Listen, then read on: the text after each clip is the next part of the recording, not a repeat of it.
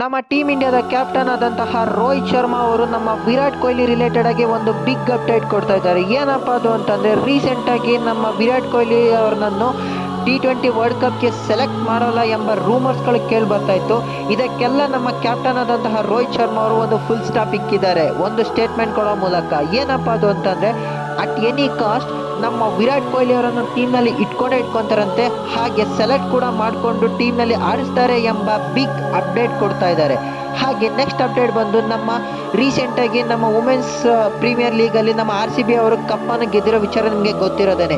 ಹೀಗಾಗಿ ನಮ್ಮ RCBಯ ಇನ್ಸ್ಟಾಗ್ರಾಮ್ ಖಾತೆಯಲ್ಲಿ ಒಂದು ಬಿಗ್ ಬದಲಾವಣೆ ಕಂಡಿದೆ. ಏನಪ್ಪ ಅದು ಅಂತಂದರೆ ಮುಂಬೈ ಇಂಡಿಯನ್ಸ್ ಅವ್ರನ್ನೂ ಕೂಡ ಸೈಡ್ ಇಟ್ಟು ಹೈಯೆಸ್ಟ್ ಫಾಲೋಯರ್ಸಲ್ಲಿ ನಮ್ಮ RCB ಇದೆ ಎಂಬ ಒಂದು ಬಿಗ್ ಅಪ್ಡೇಟ್ ಬರ್ತಾ ಇದೆ.